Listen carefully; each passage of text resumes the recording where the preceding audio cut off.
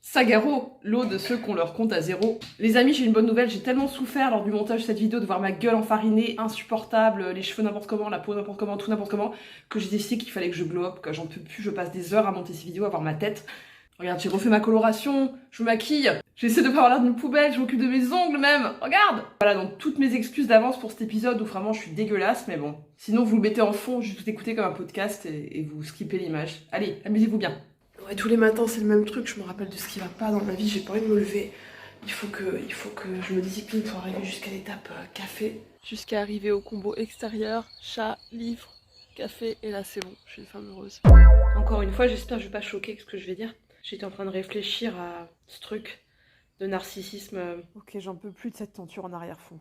Toxique, pour employer un mot tellement galvaudé que je l'aime plus trop, mais bon. Pour essayer de le définir, vraiment, de le faire comprendre aux personnes qui ont la chance de pas être concernées. Tu vois, je pensais hier, il y avait plein de fourmis sur mon portail, sur la poignée de mon portail à l'entrée de mon jardin. Et ça me gave, j'ai pas envie de devoir éviter des dizaines de fourmis à chaque fois que je ferme et que j'ouvre mon portail, donc je suis allée chercher le poison là, le tube, tu mets une petite goutte et pour eux c'est super attirant, sauf que c'est empoisonné, ça va dans la fourmilière, enfin, c'est un peu horrible, mais en même temps, ici, ta vie c'est une lutte pour que les insectes prennent pas le contrôle de ta maison. Mais casse-toi, je rêve! Donc il y a un moment, les convictions écolo, faut les mettre un peu de côté. Et je me suis rendu compte qu'au moment où je posais la goutte, j'ai regardé avec un peu de fascination les fourmis qui accouraient et qui étaient genre « Waouh, trop bien !» et tout. Et je ressentais, je vous le dis cash, hein, un peu de cette fascination et de ce sentiment, j'imagine, de pouvoir en fait, que t'as aussi enfant, genre quand tu tortures les insectes ou j'en sais rien, enfin, vous voyez ce que je veux dire? Me jugez pas, hein. J'ai pas mis ce produit par sadisme pour le plaisir de me dire « Waouh, j'ai le pouvoir sur une fourmilière », mais c'est vrai qu'il y a eu un instant, je le reconnais, où j'avais une sorte de fascination pour ce pouvoir que j'avais, de savoir qu'il y avait des milliers de petits êtres qui allaient être détruits par mon action. Et je pense qu'on l'a tous en nous, hein, c'est un truc humain. Sauf qu'on apprend à l'identifier, à le gérer, à le mettre sous contrôle et à pas le laisser partir en cacahuète. Et je pense que ce qui se passe avec les personnes... moi, j'utilise pas le terme pervers narcissique, si populaire en France, j'aime pas. Je préfère me référer, comme je l'ai dit dans le live, avec le live sur les violences envers les personnes autistes. Là. Je préfère parler de troubles de personnalité narcissique tels que définis dans le DSM-5. C'est une catégorisation psychiatrique au moins claire, établie. C'est des personnes qui ont besoin... qui sont obsédés par le pouvoir et le contrôle, et avoir un sentiment de toute puissance sur tout et sur les autres en particulier. Et en fait, ça peut passer, ce qui parfois peut faire qu'on met longtemps à l'identifier, à le comprendre, c'est que ça peut passer par, évidemment, terrifier l'entourage, mais aussi le fasciner, le chouchouter quelque part. Enfin, mais ça revient au même, c'est toujours dans le but d'avoir du pouvoir, de sentir qu'on maîtrise à 200% la situation. Donc c'est un déséquilibre psychiatrique, c'est... une énergie qu'on a tous un peu en nous quelque part. Je me faisais beaucoup de réflexions ces derniers jours là-dessus, et puis même de manière générale, depuis des mois, des années, que je réfléchis par rapport à cette relation, ce que j'ai vécu. Parce que moi, je voulais pas croire que cette personne était toxique, dangereuse et tout. Et je me disais, après tout, moi aussi, j'ai une forte personnalité, moi aussi, j'aime bien, moi aussi, je suis un peu séductrice parfois, enfin, en version ratée, autiste, introvertie, tout ce que tu veux, mais il y a un côté, je sais pas comment dire, j'aime bien être dans la relation, j'aime bien... plaire, je sais pas si on peut dire ça vraiment comme ça, mais... encore une fois, me jugez pas, je vais dire les choses très franchement, mais j'aime bien l'idée que les gens se disent « Waouh, quelle personnalité incroyable » ou quoi, c'est flatteur, tu vois ce que je veux dire? Je peux pas dire que je suis quelqu'un qui a zéro ego, c'est faux. Donc, est-ce que ça fait de moi une dangereuse, narcissique, défaillante, toxique? Bah on peut dire que peut-être j'ai des traits quelque part, enfin je pense encore une fois qu'on en a tous. Ce que me disait le psy que je voyais là, il y a un an. Le narcissisme, c'est ça, on a tous besoin de s'aimer, de se considérer, mais quand ça va trop loin, quand c'est dévoyé, et quand ça devient un levier pour manipuler, torturer les gens, te servir d'eux, surtout quand ça s'accompagne en plus d'une mesure de sociopathie ou psychopathie, ou enfin bref, un manque d'empathie, en fait, le fait de pas ressentir la souffrance des autres et de s'en foutre, là c'est embêtant. Ouais. N'hésitez pas à me partager vos réflexions sur le sujet. Vraiment, ça m'intéresse. Ouh, ça fait du bien. Ça va mieux en le disant. Tu sais ce que ça veut dire? Ou pas si tu n'as pas regardé les épisodes précédents. Si elle met toutes les plantes dans son entrée, ça veut dire qu'elle s'en va. Et ouais, j'ai pas trop marqué le coup cette fois parce que je suis très fatiguée, tout simplement, même si je parle fort pour que vous m'entendiez. Je suis en route vers 7. À nouveau, je retourne à 7. Je quitte la Dordogne pour une semaine. Forcément, je vous embarque un peu avec moi. Ça a été assez dur les préparatifs là ce matin, les bagages, enfin bon, tout préparé pour partir une semaine. Et je l'ai fait tellement de fois ces dernières années, enfin surtout depuis un an, des trajets de 400-500 km en voiture. Alors que je ne suis pas du tout bâtie pour ça, clairement. Mais il faut le faire, il n'y a pas trop le choix. J'ai tellement hâte du moment où je pourrais me poser et je saurais que j'aurais plus à bouger loin pendant au moins plusieurs mois. Plus rien insurmontable. Le viaduc de Millau back.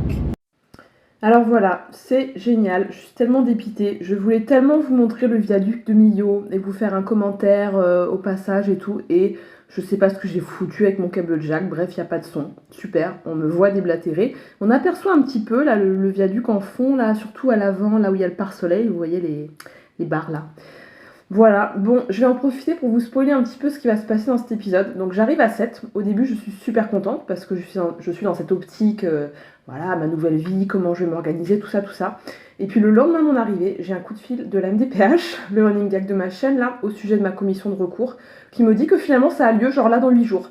Alors que bon, je vous passe les détails, mais légalement, ils sont censés m'envoyer un papier 15 jours avant, puis moi c'est tout un bins pour m'organiser, il faut que je fasse le transport, enfin que je me fasse transporter, je veux dire. Mon EduxP est censée être présente, là je sais pas si elle était dispo. Donc j'ai passé en gros un jour ou deux dans l'administration, alors que je venais juste d'arriver, et ça m'a trop déprimée, j'avais l'impression qu'il n'y avait pas d'issue en fait. Moi j'étais là pour me projeter dans ma vie future, pas pour me remettre dans les merdes administratives, donc ça m'a bien plombé. Il y a une petite sortie au Lidl qui s'est pas très bien passée, vous allez voir aussi. Et en fait, au fil des jours, je dormais de plus en plus mal dans les lits superposés qui sont très petits, sachant que moi, je mesure 1m78. Et puis le studio, il est petit, il n'y a pas beaucoup d'air, etc. Et je commençais à paniquer qu'en fait, j'allais pas y être bien, qu'au niveau sensoriel, ça allait être un enfer. Et voilà, du coup, mon état s'est un petit peu délité au fil des jours. Vous allez voir ça. Mais après, bon bah voilà, je vous fais ce commentaire. On est fin juin, je suis toujours en vie. Regardez comme c'est joli.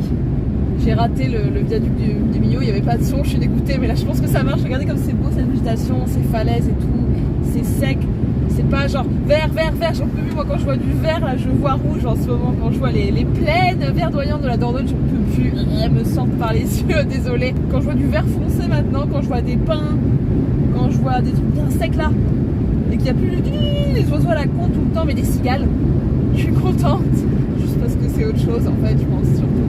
Je suis épuisée, franchement, là, ce trajet, il est en train de me canner. Et on approche de la fin, là. Ah, presque arrivé, là, vraiment. J'adore cet endroit, j'adore cette lumière. J'adore arriver par là, dans la nature sèche. Ça y est, je suis à 7, dans le studio. Et je vais vous montrer des choses. Et je vais essayer de faire une vidéo un petit peu construite. Je vais quand même vous partager les choses un peu dans le désordre à ma manière. Et là, je suis dans la salle de bain, la petite salle de bain, en train de faire mon maquillage. Et je suis en train de me dire, en fait, tous les matins, tu montes sur la scène de la vie. Donc quelque part, moi, j'aime bien aussi me maquiller comme ça. C'est un peu entre l'intimité du chez-soi et la grande scène de l'extérieur. Tu vas jouer ton rôle dans la vie. It's showtime, folks. Les conseils de Vanna. C'est pas grave de manger tout le temps la même chose. Essaie de manger sain. Bon, après, ça veut dire des choses différentes pour tout le monde, mais en gros, le seul truc sur lequel tous les nutritionnistes sont d'accord, c'est ne vous gavez pas de sucre blanc. C'est pas grave de manger toujours pareil pour simplifier sa routine. Enfin, tous les jours pareil, pas forcément les deux mêmes repas les semaines d'affilée. Bon, ça, c'est pas forcément idéal, mais simplifiez-vous la vie, les amis. Décomplexez-vous. Décomplexez votre life. Décomplexifiez. C'est valable pour tout le monde, si c'est utile pour vous, si vous êtes surmené ou j'en sais rien, mais évidemment bien plus pour les handicapés, les neuroatypiques, les gens pour qui c'est déjà difficile. Simplifiez-vous la vie. Détachez-vous des dictates sociétaux, si ça fait de mal à personne et si ça vous fait du bien. Bon bah je pense que tu vois là, je suis de bonne humeur. Même si le motif de cette banquette c'est pas trop mon délire, mais... Bon du coup voilà, je vous fais le reveal. Mon plan pour déménager... c'est tout simplement de vivre pour une durée indéterminée, je sais pas combien de temps, dans le studio qu'ont mes parents à 7 au bord de la mer depuis 30 ans. Donc un endroit familier pour moi, un environnement où je connais tous les paramètres. En vous disant ça, j'ai clairement un petit pincement au cœur parce que évidemment je suis très heureuse d'avoir cette opportunité, mais j'ai une pensée pour l'écrasante majorité des gens, je pense, qui n'ont pas ce genre d'option. J'ai totalement conscience d'être très privilégiée, d'avoir beaucoup de chance. Je le mesure vraiment à 200% et ouais, big up pour les gens qui n'ont pas de moyens parce qu'ils sont handicapés, qui ne peuvent pas travailler, dont la famille n'a pas de moyens et ou ne souhaite pas les aider. On le sait hein, que c'est quasiment impossible de se loger avec la hache. Sans parler de la problématique que pour les autistes, les logements sont... Coucou le chat! Les logements sont rarement adaptés. Adaptés, ça voudrait dire pas trop de bruit, du calme. Et ça, c'est un luxe rare. Il y a l'option des HLM, des logements sociaux, mais moi perso, j'ai toujours eu peur. J'y suis jamais allée parce que j'ai trop peur que ce soit bruyant en fait. Déjà, la vie en appartement. Alors là, c'est un appartement, mais c'est différent parce que c'est une résidence de vacances. Et du coup, c'est très souvent vide en fait. Et puis, c'est assez bien isolé, donc ça me fait pas peur. Et puis, c'est au rez-de-chaussée, donc j'ai personne en dessous déjà. Voilà, je vais apprécier ma chance sans culpabiliser à chaque minute de me dire que la plupart de mes congénères sont en bien moins bonne posture. On va accepter que c'est l'injustice de la vie. C'est comme ça. Mais sachez que je pense à vous. Les poils anti-adhésifs, cette invention du démon! Le grasset, la vie! C'est le lendemain, il s'est passé plein de trucs entre temps. Mais je les ai pas filmés, je les ai vécus. Et là, j'étais juste en train de me dire, si je réduis ma garde-robe au point d'avoir genre, ouais, 3 shorts, 3 robes, et genre 5 t-shirts, est-ce que je vais me dire à un moment, oh là là, j'ai pas assez de vêtements, ça me manque? Non, je pense pas. En vrai, je serais contente d'avoir moins d'options, moins de choix, moins de brouillard mental, et j'aurais que les choses que j'aime vraiment. Parce que les placards ici, enfin c'est un studio, c'est pas très grand. Je suis désolée, mes vidéos, elles sont vraiment pas belles esthétiquement. Et pareil pour les bijoux, pour tout, en fait, tu connais la loi de Pareto, les 80-20%. Tu utilises 20% de ta garde-robe 80% du temps. Donc, au final, est-ce que je vais les regretter, ces 80% restants dont je vais me débarrasser? Non. Jamais, je pense, je vais regretter cette grosse boîte à bijoux, pleine de 80% de bijoux que je ne porte jamais. En fait, là, je pense que j'ai une attitude un peu... Ouais, on dit que le secret de la vie, pour être heureux, c'est pas de... Je sais plus exactement. C'est genre, c'est pas... Le secret de la vie, c'est pas de vouloir ce que tu aimes, c'est de aimer ce que tu veux. Non, c'est pas ça du tout. Aimer ce que tu as, avoir ce que tu es. Le secret de la vie... On peut tromper 1000 fois une personne. C'est pas de... Mais on ne peut pas tromper. Si. Le secret de la vie, c'est pas d'avoir ce que tu aimes, c'est d'aimer ce que tu as. C'est ça, voilà, en fait c'est amor fati, j'aime ce qui vient, je suis obligée de déménager dans beaucoup plus petit, j'ai pas trop d'autres options là pour vivre, donc je choisis d'être minimaliste et de kiffer ça. Bon, à un moment je vais essayer de organiser ma vidéo de manière un peu plus cohérente, mais regardez ce coin de cuisine qui est trop choupi, j'adore, j'ai l'impression d'être sur le pont d'un bateau, ou dans une cabine, enfin vous voyez ce que je veux dire, dans un petit espace trop choupi, trop optimisé, tellement différent de ma grande cuisine d'ordonnaise, tellement peu pratique finalement. Je pense que je fais cette chaîne aussi beaucoup pour corriger l'image de Vanna, la pauvre meuf qui va tout le temps mal. Vanna, la meuf très handicapée que vous n'avez jamais aidé assez et qui a survécu malgré tout ça. L'équivalent un peu d'une personne hémiplégique que vous laisseriez dans sa cuisine, genre en mode bah débrouille-toi, range tes courses, fais ta vaisselle. Bah quoi? Moi je ne vois pas ton problème donc il n'existe pas. Avec après la commisération, oh la pauvre elle est encore en crise. Allez vous faire foutre sérieux. Je pense qu'à ma place vous seriez devenu alcoolique pour faire face ou vous seriez mort, vous seriez suicidé. Est-ce que c'est possible d'aller dans un bar ou un café et de mettre un casque anti-bruit? Parce que j'aimerais bien, il faut que je monte ma dernière vidéo là, mais j'ai pas forcément envie de le faire au studio, j'irais bien me poser dans un café là au bord de la mer et tout, mais il faut que j'entende ce que je fais, donc il faut que je mette les écouteurs plus le casque anti-bruit, je sais pas si ça se fait. Articule, Vanna, imagine que tu présentes le journal télévisé et ralentis le débit. Logoré! La compréhension littérale dans l'autisme, c'est aussi rester 10 ou 15 minutes sur une attente téléphonique en pensant que réellement la personne va te reprendre au bout d'un moment, et pas comprendre que ça veut dire qu'en fait elle t'a oublié et qu'elle te répondra jamais. Parce que sur l'attente téléphonique ils disent ne quittez pas, votre correspondant va bientôt vous reprendre ou un truc comme ça. Toujours croire que les choses sont comme elles sont censées être. J'ai la moitié du visage fondu là, je crois que j'ai un côté qui est bien, là je suis belle, là je suis moche. What the fuck, qu'est-ce qui se passe? Je pense que je vais vous expliquer après pourquoi le placard de la cuisine est ouvert. Vous savez, un des trucs qui font que souvent on se retrouve avec des diagnostics très tardifs chez les cas d'autistes sans déficience intellectuelle, c'est qu'en fait ils sont issus d'un milieu familial où il y a des traits autistiques. Et du coup leur comportement il semblait normal parce que les parents ils sont un peu comme ça, où ils ont eu un peu les mêmes difficultés, du coup ils les ont un peu minimisés chez leur enfant où ils les ont pas vus. Et en l'occurrence, ma mère a créé ce document, je vais vous montrer. Mais c'est trop bien fait, j'adore, c'est trop bien expliqué, c'est le fonctionnement de la plaque à induction du studio. Mais genre t'as des flèches et tout, enfin elle s'est fait chier pour faire un truc trop chiadé et trop précis. Et moi c'est exactement ma manière de fonctionner et ça serait mon genre de faire ce genre de truc et je trouve ça logique et pratique. Mais souvent pour le reste du monde ça a l'air... En fait les gens normaux ils disent pas, ils préfèrent appeler pour qu'on leur explique personnellement, ou j'en sais rien, je sais pas si vous voyez ce que je veux dire. Mais moi je trouve ça génial, merci maman, respect. Bon là c'est pour le lave-linge que je cherchais, mais je trouve pas, j'espère que je vais réussir à comprendre comment ça marche. Ouais, ça aussi c'est des petites difficultés du quotidien. Tu sais comment marche un lave-linge, c'est pas pour ça que tu vas réussir à faire marcher un autre lave-linge. Et s'il vous plaît, ne me sortez pas. Moi aussi j'ai du mal à ceci, moi aussi j'ai du mal à cela, donc je suis autiste. Nope.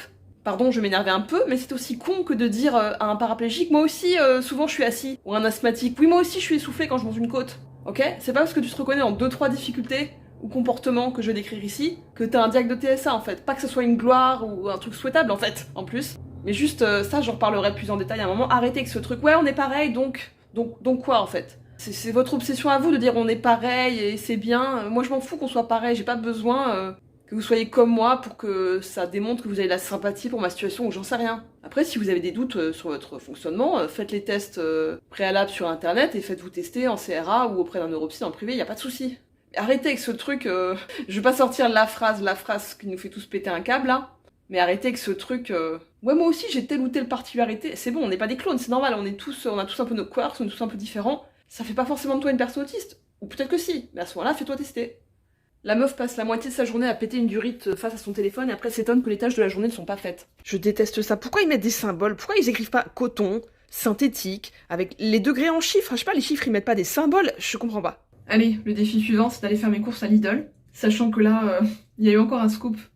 Encore du nouveau par rapport à mon recours à la FDPH, dont je ne parle toujours pas parce que j'espère toujours vous faire une vidéo dédiée sur le sujet. Donc un rebondissement qui m'a bien coûté en temps et en énergie, youpi, c'est pour ça que je suis là, à fond, hein. Je suis là pour me projeter dans ma nouvelle vie, m'organiser, etc. A priori, c'était pas dans l'idée de passer des heures en conversation téléphonique et mail avec les administrations, ce que je passe ma vie à faire en Dordogne de manière générale. Mais bon, juste trop de moments que je sais pas quoi dire d'autre que « mais bon, soit, ainsi soit-il ». Cette coiffure ne me va pas du tout quand j'ai pas mon petit bandana, là on voit trop mes racines, je prends 10 ans à la tronche. Allez, on va y aller, hein.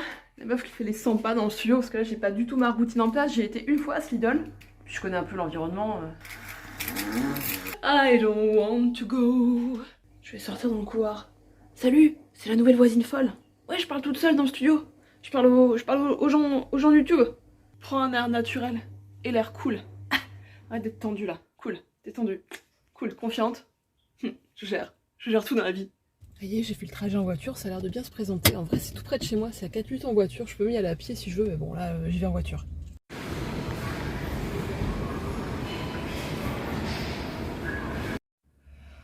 C'est fait, c'était très dur. J'ai failli pleurer, franchement. Il y avait une meuf en face de moi, une mémère, genre 70 ans, mais en plateforme, qui a essayé de me griller la place à la queue. Avec des vieilles manœuvres, genre en posant son caddie, puis après en se barrant pendant 5 minutes, puis en revenant, genre ouais, j'étais là avant, bah non. Là, c'était juste pour gagner du temps, quoi. Elle venait claquer la bise à sa copine, tout va bien, moi j'étais en PLS, je n'ai toujours pas osé sortir ma à mes priorités, mais j'ai défendu le bout de gras. Et puis elle a fini par aller à une autre caisse qui s'ouvrait de toute façon, dont j'avais vu qu'elle s'ouvrait et dont j'avais prévu que cette meuf-là pourrait y aller. Parce que c'est une caisse à Lidl, là, elles sont super proches les caisses, ça je supporte pas. Donc moi j'ai été à une caisse où il y avait qu'un côté qui marchait, parce qu'être collée aux gens pour moi c'est insupportable, c'est vecteur de crise, je peux pas. Ouais, puis j'étais mal organisée, j'avais pas pris genre un caddie alors que j'avais des courses super lourdes et qu'il faut faire tout un chemin dans ce Lidl, enfin... C'était vraiment galère, puis je sais pas, j'ai l'impression que les lumières étaient très fortes, pourtant j'avais mes lunettes. Je sais pas si c'est plus fort ici que dans le Lidl auquel je suis habituée là. On va rentrer, c'est fait, j'ai à manger. Je sais pas si je vais pouvoir ressortir ou faire autre chose aujourd'hui. Hein. C'est con parce que comme je disais tout à l'heure, je serais bien allée me poser un café qu'on casse anti-bruit pour faire du montage et pas forcément rester enfermé au studio, mais on verra, on va faire comme on peut. Respirade. Ça y est, je suis rentrée, c'était hardcore, j'ai plus qu'à ranger les courses. Je me faisais la réflexion là dans le Lidl que l'autisme c'est un handicap particulièrement ingrat dans le sens où bah déjà bien évidemment c'est un handicap invisible donc il est constamment minimisé voire nié par l'entourage, mais surtout je pensais au fait que c'est un handicap qui nous rend, je sais pas comment dire, ouais comme des princesses au petit pois, snob avec des goûts de luxe. Genre nous on aurait besoin que les matières soient douces et naturelles, que les lumières soient tamisées. Tu vois, je supporte pas genre les poubelles de salle de bain premier prix qui fontchtang quand elles se referment. Moi j'ai besoin de prendre la poubelle Spirella à 18 balles qui se descend sans bruit. Le tissu cheap, synthétique qui gratte, c'est pas possible. Il faudrait idéalement du pur coton, du cachemire ou je ne sais quoi. Et tout est comme ça en fait. Donc c'est un handicap qui te fait avoir des goûts de luxe entre guillemets. Enfin c'est pas des goûts, c'est des hypersensorialités qui font que les trucs cheap c'est insupportable.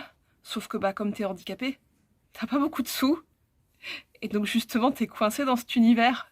Et il n'y a pas de compensation réelle, de la même manière qu'il n'y a pas de logement adapté pour l'autisme, ça n'existe pas, j'en ai jamais entendu parler. Enfin, techniquement, tu as la PCH, je sais plus laquelle c'est, la prestation de compensation du handicap, ou par exemple, si tu as un handicap moteur, qui est un peu le seul handicap apparemment qui est compris par la population, tu peux te faire financer des travaux pour avoir une douche italienne à la place d'une baignoire, par exemple, du bon sens, tu vois, parce que sinon, en fait, tu peux pas te laver.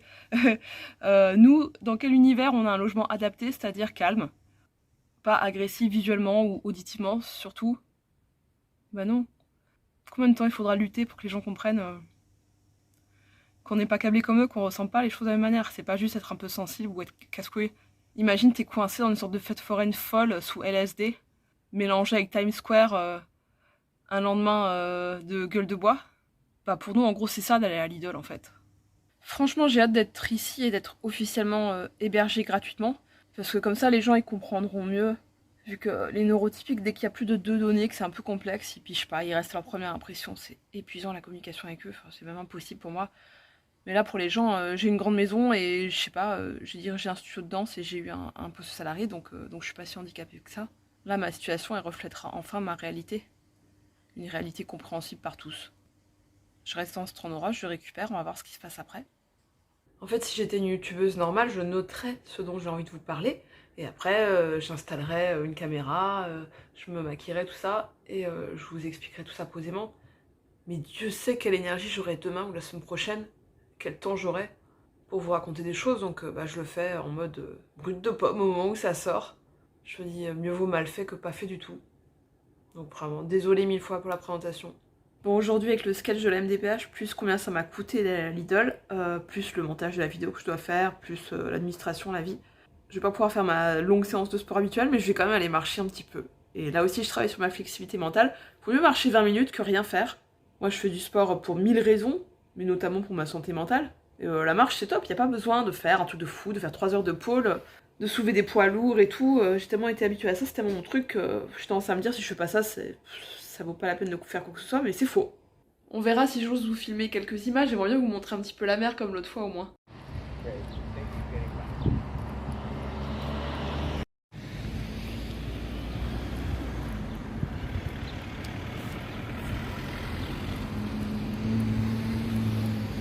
Oui, ne me juge pas, je fais le trajet de Dordogne à Seine avec une carcasse de poulet, parce que j'avais filé un poulet avant de partir, il est hors de question que je ne fasse pas un bouillon.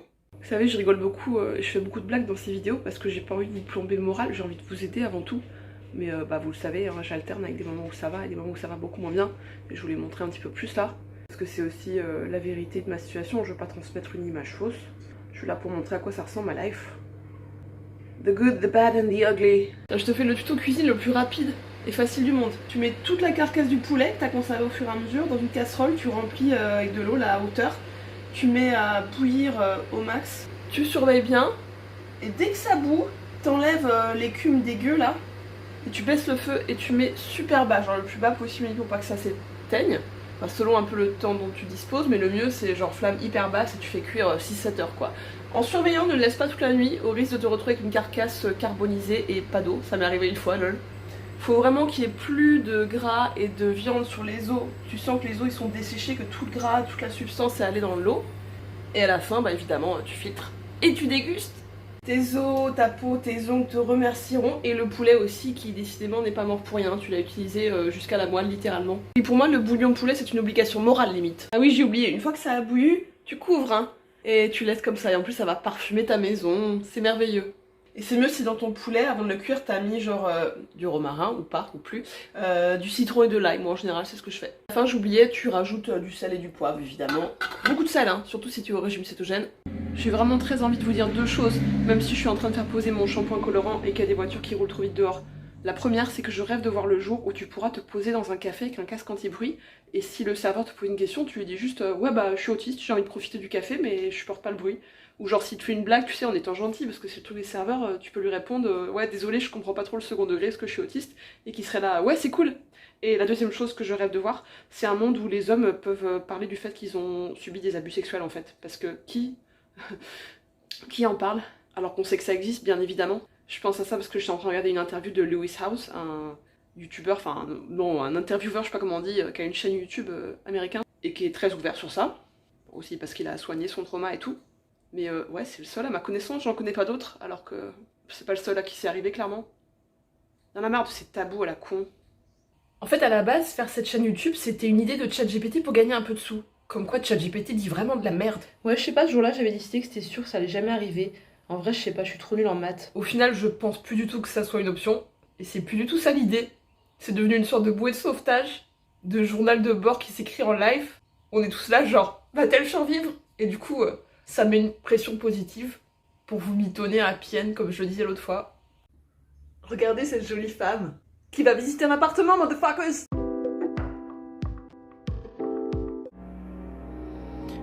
Ouais, j'ai visité un appart, mais il était pas ouf. Pourquoi j'ai visité un appart? C'est une longue histoire. J'ai pas le courage d'expliquer maintenant. Là, ce soir, en rentrant, je sais pas, j'ai fait l'expérience de pas faire ma routine habituelle pour arriver à aller me coucher. Parce que moi, j'ai pas le truc des gens normaux, d'être fatiguée, d'être là. Ah, c'est le soir. Je vais me mettre au lit et tout, j'ai jamais eu ça de ma vie. Et là, il est 4h30 du matin et j'ai toujours pas sommeil, enfin, je dors pas quoi, je sais pas comment dire. C'est pas un truc naturel pour moi de m'endormir. J'aimerais tellement. Si vous saviez tout ce que j'ai essayé pour ça. Après voilà, je me plains pas parce que depuis ces derniers mois, là, depuis genre 1 an, depuis que je suis libre de choisir comment c'est ma vie à peu près, enfin je veux dire dans la mesure de mes moyens, mais en ayant un rythme hyper strict, routinier, en prenant ma mélatonine à telle heure, la salle de bain à telle heure, en arrêtant internet à telle heure et tout, j'arrive à dormir. Mais il y a des moments, je me révolte en fait, je suis là, punaise non, ça me saoule, j'ai envie de...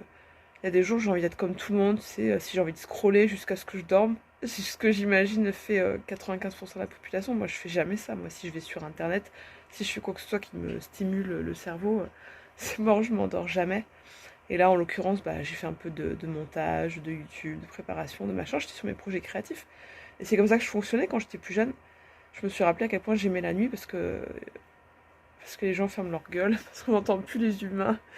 T'es tranquille, y a pas d'interférence, y a pas la MDPH qui va t'appeler pour te pourrir la vie ou j'en sais rien. C'est trop cool, j'ai un peu renoncé à ça un moment, au nom d'avoir une vie normale, intégrée, tout ça. Mais là quand même, il est quasiment 5h du matin, c'est chaud quoi, alors que d'habitude je m'endors aux alentours de minuit, 1h maxi. Bon, après comme je le disais l'autre fois, je m'en fous un peu, je travaille pas en ce moment, donc... Enfin, non, je m'en fous qu'à moitié quand même, parce que j'ai quand même envie de profiter de mes journées. Puis le truc, surtout, si moi je dors pas assez, c'est comme si j'étais encore plus autiste. Risque de crise, plus. Hypersensorialité, hypersensibilité à tout. Donc ça fait un peu peur. Mais je sais pas, je me suis rebellée comme une conne là ce soir, et je regrette un peu. Ouais, très très difficile là avec cette insomnie jusqu'à 5h30 du matin, je crois que j'ai dû prendre 2 Célesta. J'étais en train de réfléchir à comment essayer de faire comprendre aux gens ce que c'est notre souffrance liée à ce handicap qui est invisible et donc inexistant pour eux. Par exemple, les gens qui ont un handicap invisible de type douleur, ça, les gens pas handicapés peuvent s'identifier parce qu'ils savent ce que c'est d'avoir mal. Mais là, comment faire pour leur faire comprendre ce qu'on vit? Je disais l'autre fois, imaginez, vous êtes à Times Square, un lendemain, de gueule de bois, tout ça. Ça peut être une piste, je pense, pour expliquer nos difficultés sensorielles. Moi, pour expliquer, par exemple, la souffrance que ça me cause de devoir subir une attente téléphonique, je peux dire, pour une personne normale, c'est comme si je venais à son oreille et que je lui chantais en boucle une chanson qu'elle déteste pendant 20 minutes. En fait, à la fin, bah, toi aussi, tu vas réagir comme un autiste, tu vas faire une crise, tu vas péter un câble, c'est insupportable, c'est une sorte de torture sensorielle. Je réfléchis à des moyens de faire comprendre ça aux gens et qu'ils comprennent, qu'ils arrêtent de croire que c'est des caprices, qu'on est chiant. Si vous avez des idées, n'hésitez évidemment pas à me les écrire. Ouais, ça me revient, j'ai eu une idée hier pendant mon insomnie, j'imaginais de dire, imagine que t'es dans un sèche-linge avec une chanson de Francis Lalanne que tu détestes, qui tourne en boucle, ou n'importe quelle chanson, on va dire que tu détestes, qui tourne en boucle, et une lumière stroboscopique qui clignote avec ta couleur détestée. Genre vraiment une couleur que tu détestes, qui te met trop mal. Là, il y a les voisins qui font du bruit, puis ouais, je me rappelle à quel point je déteste l'humanité, je comprends pas que les gens soient comme ça, les gens normaux. Je comprends pas qu'ils se comportent comme si c'était seul au monde, Je capte pas depuis le début et j'avoue que rapidement, surtout quand je suis fatiguée, ça me donne des idées suicidaires. Je me dis j'ai pas envie d'être dans ce monde, j'ai pas envie de subir ça jusqu'à la fin de mes jours. J'aurai sans doute jamais les moyens d'être dans un cocon sensoriel, isolé, doux, où c'est supportable pour moi. Et ouais, moi mes idées de suicide récurrentes, elles sont liées en général, je me rends compte maintenant, au fait que c'est insupportable de vivre avec mon handicap pas compensé. Je pense vraiment pas que je demande la lune. Ok, je viens de faire un truc incroyable, j'ai presque envie de pleurer. Je suis montée à l'étage, j'ai frappé à la porte du voisin et je lui ai dit que je lui ai demandé s'il pouvait baisser le son gentiment. Et il m'a répondu gentiment oui, et il a baissé le son. Je sais pas comment vous expliquer. C'est le genre de choses que j'ai subi toute ma vie en me disant bah non, t'as pas le choix, c'est comme ça, de toute façon les gens c'est des cons. En fait peut-être que c'est pas un con, peut-être qu'ils se rendaient pas compte à quel point c'était gênant. Et je sais pas, je pleure un peu de soulagement de me dire qu'il y a peut-être un espoir, que ça soit pas un enfer pour toujours. Et puis j'ai fait un truc, j'ai pris une action pour préserver mon bien-être et ça a marché. Ça veut dire que j'arrive un peu à me protéger moi-même. Cette sensation d'impuissance et de terreur qui est le cauchemar de ma vie, elle s'amenuise un petit peu. J'ai pas trop filmé parce que j'ai eu des gros moments de découragement depuis. Les défis me semblent insurmontables. Mon cerveau me semble de plus en plus comme un vieil ordi auquel je demande de résoudre des équations complexes, alors que dès que tu ouvres plus de 3 onglets, ça bug. Toutes les décisions à prendre par rapport à un déménagement, est-ce que je garde ci ou est-ce que je mets ça? C'est tout qui peut être sympa quand le déménagement est choisi, vraiment choisi, ou quand tu l'as pas déjà fait 15 fois dans ta vie. Mais là je suis grillée des déménagements, je peux plus, le ressort il est cassé, j'ai l'impression. J'essaie de m'enthousiasmer, j'essaie de me dire ça va être cool et tout, mais en fait j'ai juste l'envie de rester là où je suis. Enfin, non pas là où je suis, d'être dans un endroit où je serais au calme, en sécurité, et que je puisse me reposer. En fait c'est tout ce que je veux, c'est me reposer, je veux pas déménager, je veux me reposer, mais je veux pas être là où je suis. Il n'y a pas trop de solution, donc ça tourne en boucle dans ma tête. C'est pas la joie. Sauf qu'en fait, je peux plus me laisser aller au désespoir maintenant que je vous ai comme témoin. Et je connais le pouvoir des métaphores, et si je continue à me répéter des trucs genre le ressort est cassé, ouais bah clairement je m'en sortirai jamais. Il y a quelques jours là j'ai une amie qui m'a sorti une phrase, je sais plus exactement, mais je crois que c'était la psyché est résiliente ou un truc comme ça, un truc assez basique en fait, mais je sais pas, ça m'est resté en tête. La résilience c'est par exemple les balles, là, les squishy toys comme ça là, tu les écrases et puis après ils retrouvent leur forme et ils redeviennent ronds. Je crois que c'est la définition scientifique de la résilience. Il faut que je fasse attention à quelle métaphore je laisse infiltrer mon cerveau. Sinon je vais pas m'en sortir. Et nous on est des warriors, on est des survivants. Ok, je suis trop contente, j'ai loupé le viaduc de Millau à l'aller. Mais là vous l'avez. Vous voyez les barreaux là? Les barreaux. Les barreaux du viaduc. Et c'est ce que je vous disais à l'aller. Pour les autistes c'est cool parce que ça fait des patterns. Et on aime bien se perdre comme ça dans des boucles, des trucs répétitifs.